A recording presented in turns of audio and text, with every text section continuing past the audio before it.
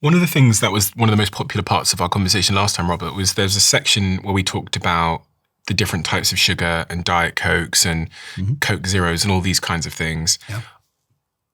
You know, I can see a couple of cans on the desk over there where Jack is in the darkness that I can vaguely see. And these cans of fizzy drink, they all have some kind of sugar substitute. Yep. Are those sugar substitutes harmless? No, of course not. A paper just came out like 3 days ago in Annals of Neurology, basically showing that non-nutritive sweetener consumption, so diet sweetener consumption, correlates with dementia. And we think we know why. Why?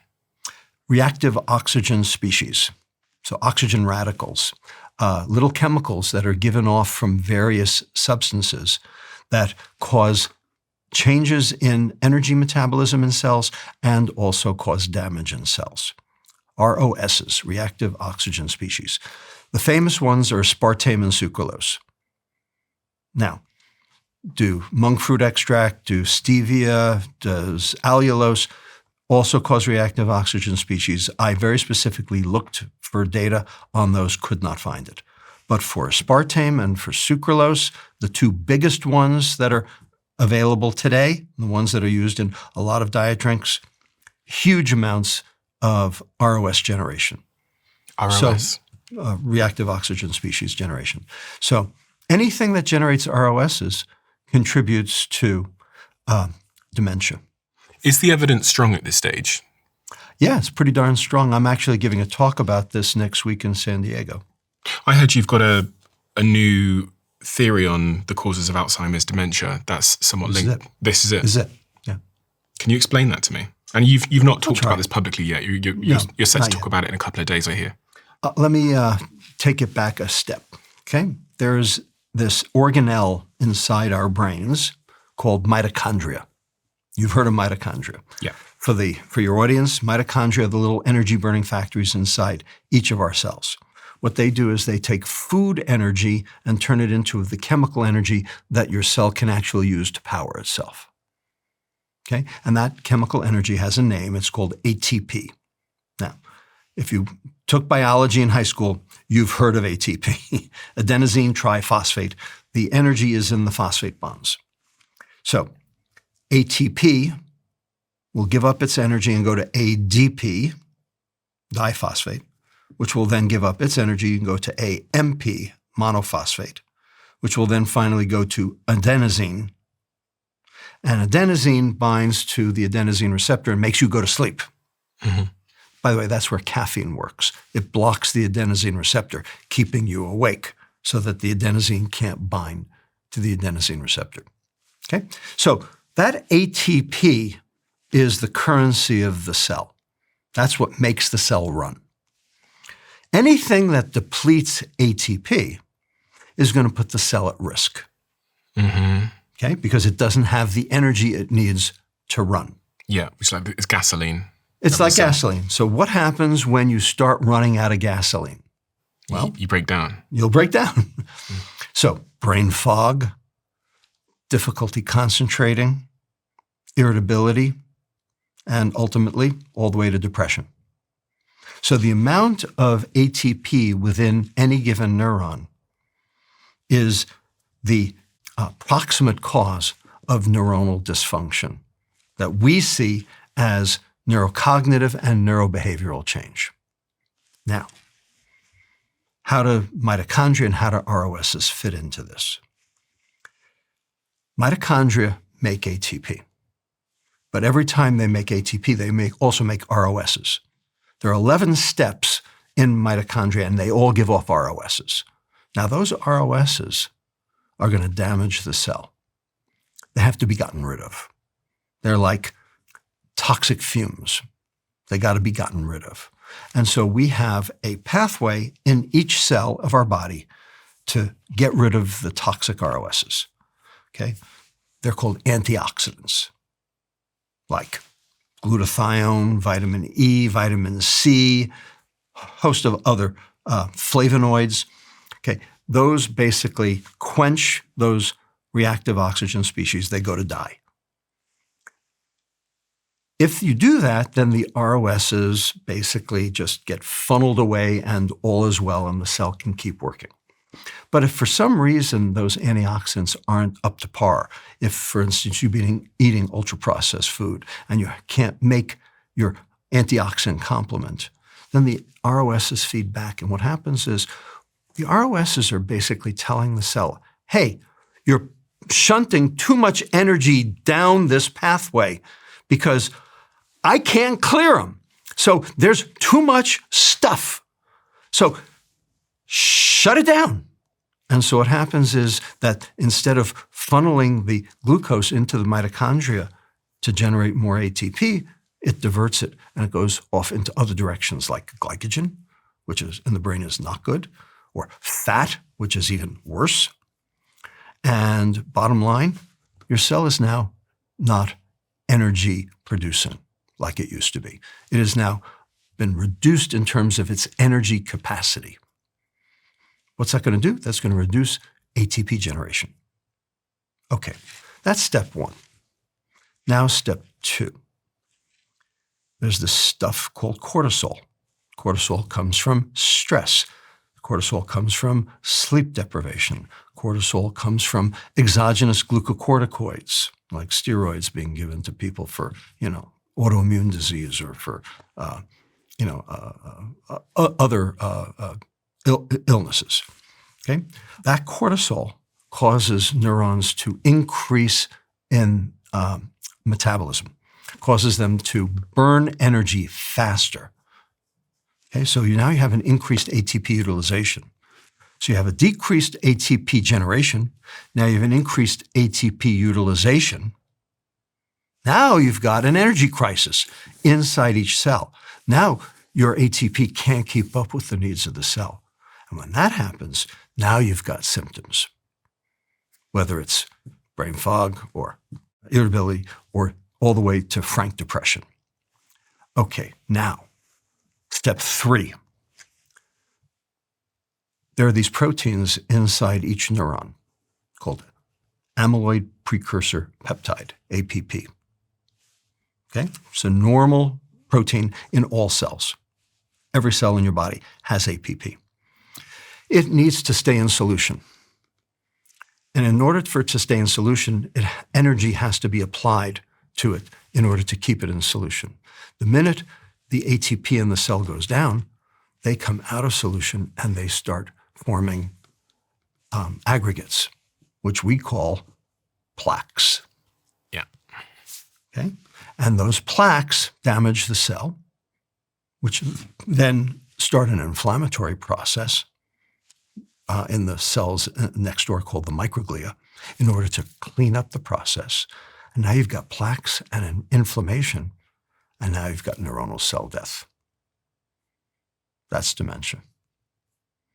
So it starts with an ATP energy crisis, moves through plaque and inflammation to generate neuronal cell death.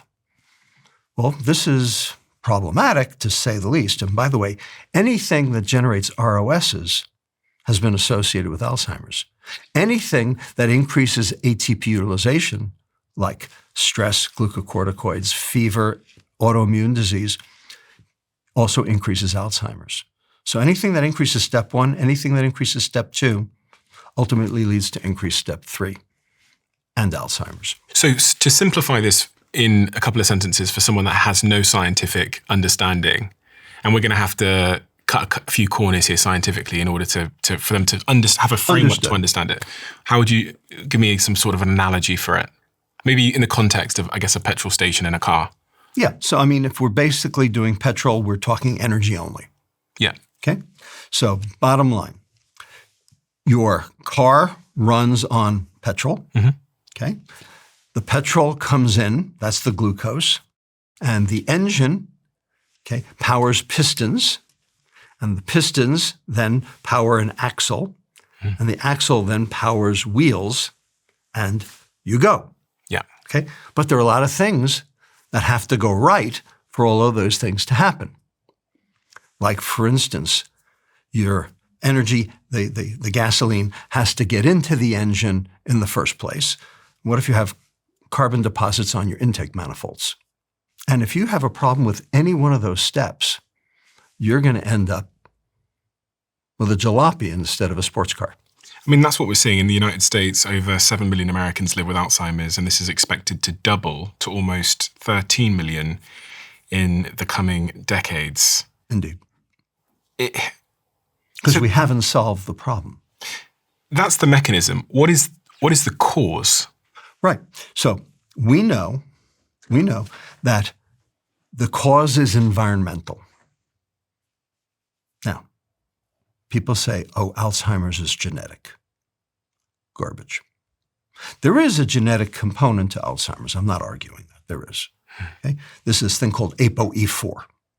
And if you have 2 copies of ApoE4 on your genome, your risk for getting Alzheimer's is 9 times the general population. That is absolutely true. I don't disagree with that. So ApoE4 is not a good thing. I'm not arguing that. Once upon a time in evolution, having 2 copies of ApoE4 was good because it meant you got fat up to your brain pretty fast. But we don't need that right now. That's kind of an old news kind of issue. People who have double doses of ApoE4 are at higher risk. There is absolutely no question about that. But they can mitigate that risk if they change their diet. Okay, they can eat a very low-fat diet and improve their risk down to the general population. Okay, everything else in Alzheimer's is not genetic. By the way, that genetic component is only 5% of all Alzheimer's. So that means 95% of Alzheimer's risk is environmental. Now the question is, what in the environment? Well, air pollution, ionizing radiation, microplastics. Okay?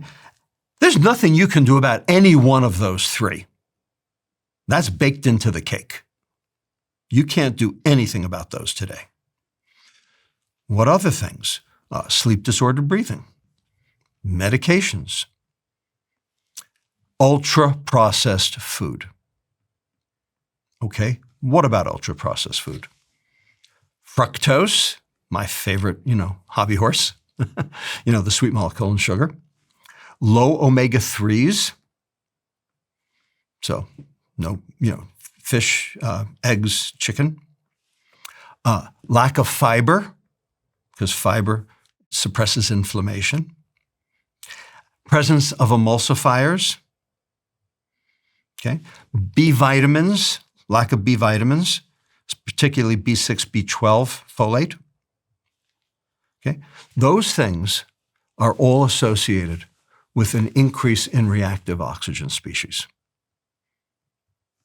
You can manage those, you can mitigate those, thereby increasing mitochondrial function, increasing ATP generation, and preventing that cellular energy crisis so that you don't end up behind the 8 ball and you don't lose your neurons.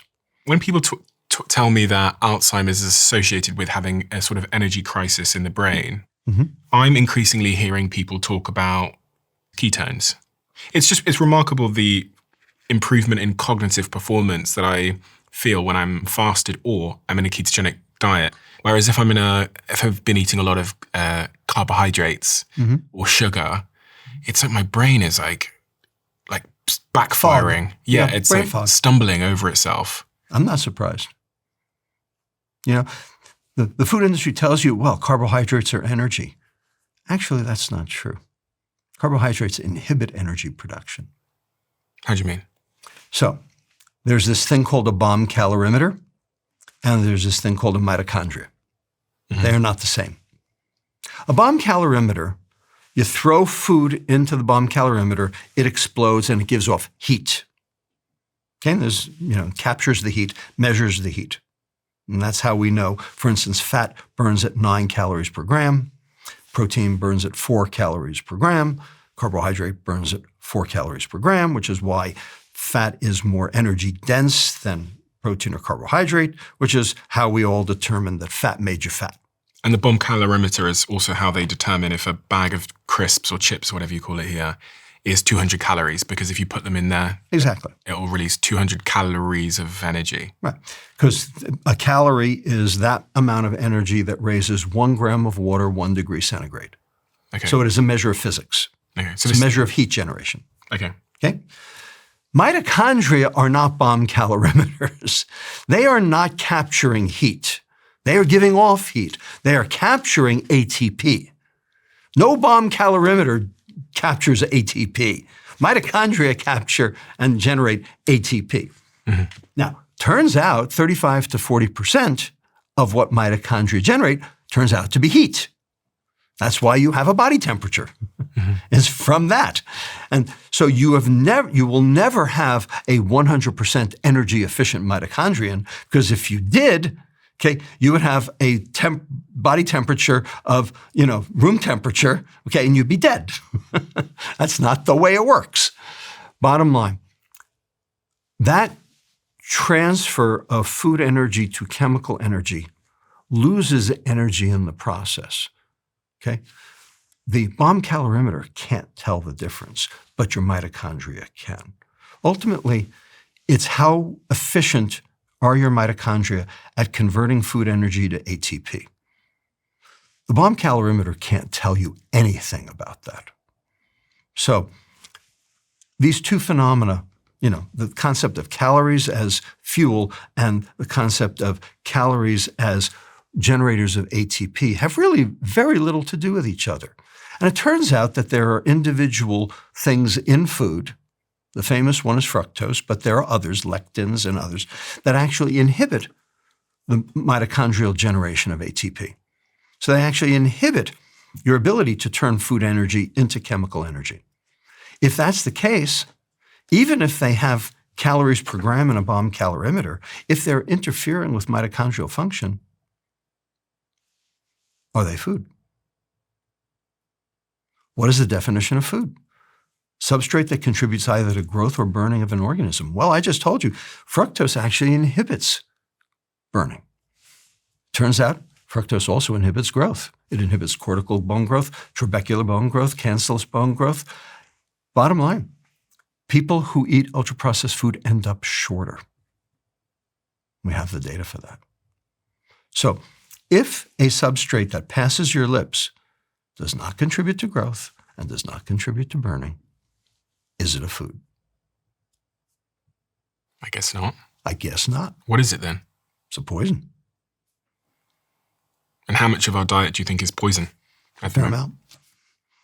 Ultra-processed food is loaded with them. Real food is not loaded with them. You can still find them, but not loaded with them. Ultra-processed food has, in my opinion, 5 things wrong with it. Too much sugar, which poisons your mitochondria. Not enough fiber, which is necessary to suppress inflammation. Not enough omega-3 fatty acids, which are necessary to build your brain and conduct neurotransmission. Too many emulsifiers, which leads to gut inflammation and therefore systemic inflammation. And then we can throw on top of that the food dyes and food additives, which are mutagenic because they're petroleum-based. That's ultra-processed food. Ultra-processed food has been associated with every single one of these diseases, including every single mental health disease, especially dementia, as we now have seen. Ultra-processed food is specifically associated with dementia, and even diet sweeteners are associated with dementia through this reactive oxygen species pathway. The sugar industry can't be your biggest fan. They're not. I'm trying to help them, though. I am trying to help them. Last year, not too long after we had our previous session, I was the keynote speaker at the 4th International Sugar Reduction Summit in Atlanta, Georgia. Daniel in the Lion's Den. And, why would they invite me? I am, I'm their conscience. I told them, I said, I don't want to be your enemy. I want to be your conscience. I want you to do the right thing. Okay. Ultimately, look, ultra-processed food's not going away. As much as I would like it to, it's not going to go away. And I'm not even sure we want it to go away because we've got to feed 10 billion people by the year 2050, and we're not going to have enough land and ocean to do it. Ultimately, ultra-processed food is here to stay. It is baked into the cake. But the question is, can we make ultra-processed food healthy? Right now, they're not. Right now, what's going on in the U.S., food industry is doing the exact opposite. It's making food disastrously disease-producing. The question is, could you change that? And the answer is, yes, you can. In fact, we've done it. We have been doing it. 5 years ago, I started working with an offshore food company. Gratis, by the way, no money changed hands. And so they came to me and they said, look, we know we're part of the problem. We want to be part of the solution. We know that Kuwait has an 18% diabetes rate and an 80% obesity rate, and we don't want to be the reason. We want to be the help. Can you help us figure out how to make metabolically healthy processed food? So I convened a scientific advisory team of 5 members, and we worked for the next 3 years, looked at every single process, every procedure, every vendor, every ingredient, every product, sent them all for biochemical analysis to figure out what's going into the food, what's coming out of the food, is the food metabolically healthy, what has to be done, how does it need to be re-engineered to lead to something that is metabolically healthy. And we came up with a set of principles, which we published in Frontiers in Nutrition in 2023. And we call it the metabolic matrix. We basically collapsed it down to 9 words. 3 clauses, 9 words. Protect the liver, feed the gut, support the brain. That's it. Those 3 things. Anything that passes your lips, that protects the liver, feeds the gut, supports the brain, is healthy, whether it's ultra-processed or not. Anything that passes your lips that does none of the 3 is poison, whether it's ultra-processed or not. So it's actually not the ultra-processing, it's whether or not it contributes to metabolic health. So then we started re-engineering products in the KDD line, and they have 180 items in their portfolio. We have re-engineered 10% of them, 18 products, to become metabolically healthy. And we have tested them on people in Kuwait to demonstrate their metabolic benefit. And they are on the shelves now. If you love the Diary of a CEO brand and you watch this channel, please do me a huge favor. Become part of the 15% of the viewers on this channel that have hit the subscribe button. It helps us tremendously, and the bigger the channel gets, the bigger the guests.